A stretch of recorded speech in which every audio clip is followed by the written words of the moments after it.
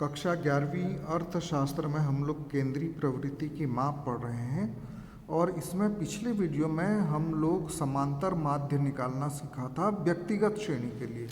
आज हम लोग खंडित श्रेणी में समांतर माध्य कैसे निकालते हैं इसको देखेंगे। खंडित श्रेणी में प्राप्त पद मूल्य दिए रहते हैं और उनकी आवृत्ति दी रहती है। जैसे कि यहाँ प्रश्न में मैं लिख दे रहा हूँ, ये प्रश्न है हमारे पास, उसको हम लोग बना के देखेंगे। 5, 10, 15, 20, 25,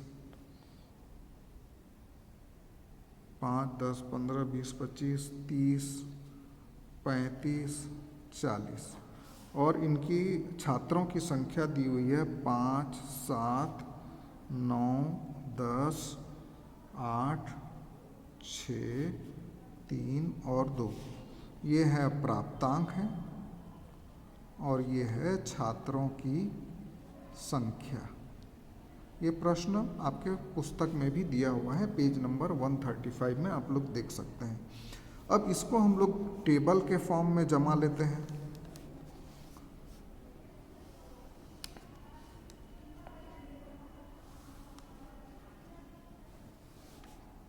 इसमें 3 कॉलम बनाने पड़ते हैं। सबसे पहला कॉलम हम लोग बनाएंगे प्राप्तांक का, इसको हम लोग x से, और उसके बाद जो नीचे छात्रों की संख्या इसको बोलते हैं आवृत्ति, इसको हम लोग f से। फिर ये दोनों का जो गुणनफल है उसको बोलेंगे xf। तो x में क्या क्या है हमारे पास, 5, 10, 15, 20, 25, 30, 35, 40 और इधर है 5, आवृत्ति जो है 7, 9, 10, 8, 6, 3 और 2।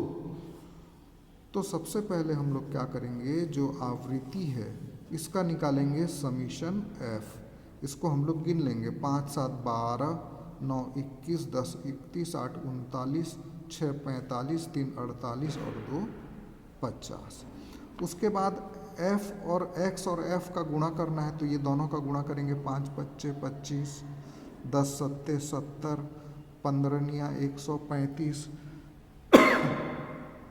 20, 200, 25, 8, 200, 30, 6, 18, 180, 3, 5, 15 का 5 हासिल आया 1, 3, 3, 9 और 1, 10, 105 और 40 दूनी 80। अब इसका हम लोग योग लगा लेंगे। 5, 5, 10, 5, 15 का 5 हासिल आया 1, 2 और 1, 3, 7, 10, 3, 13, 8, 21 और 8, 29 का 9 हासिल आया 2, 3, 2, 5, 2, 7, 8 और 1, 9। इसको बोलेंगे समीशन XF। अब इस विधि से समांतर माध्य पिछले वीडियो में बता चुका हूँ कि बार x से हम लोग प्रदर्शित करते हैं। इस विधि से इसका सूत्र होता है summation f(x) upon summation f। ये इसका सूत्र होता है। इसमें अब हम लोग वैल्यू पुट कर देंगे। वैल्यू पुट करेंगे तो कितना आएगा, इसका वैल्यू है 995 और समीशन f का वैल्यू है 50। अब इससे हम लोग डिवाइड करेंगे, तो 995 डिवाइडेड बाई 50, तो 50 एकम 50, 9, 4, फिर 5 उतारे, 50 मिया 450, 5 और 4, फिर 50 मिया 450, 50 एकम 50, तो यहाँ बचा हमारे पास 49, फिर हम 5 उतारे निया, तो यहाँ पर दशमलव आ गया, तब यहाँ पे हम लोगों ने शून्य लगाया। तो इस प्रकार से बार x का वैल्यू आएगा 19.9। तो फिर से आप लोग को मैं इसको समझा दे रहा हूँ कैसे आया। हमको 2 पद मूल्य दिए होंगे, एक तो पद मूल्य और उसकी आवृत्ति। इसको देख के हमको समझ में जाना है कि खंडित श्रेणी है। अगर सिर्फ पद मूल्य दिए हैं वो व्यक्तिगत श्रेणी होती है, जिसमें केवल पद मूल्य और आवृत्ति दी है वो खंडित श्रेणी है। तो जो पद मूल्य है उसको x मानते हुए हम लोग लिख देंगे लाइन से। उसके बाद जो आवृत्ति है f से उसको प्रदर्शित किया जाता है उसको लिख देंगे।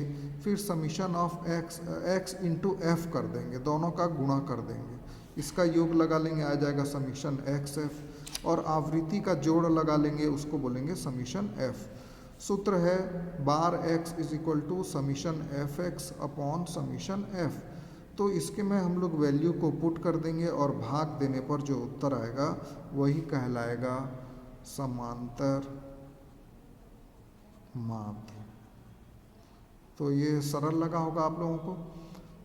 तो ये बहुत आसानी से बन जाता है, प्रैक्टिस करेंगे और सूत्र को याद करते जाइएगा। अभी तक हम लोगों ने 2 सूत्र पढ़ा।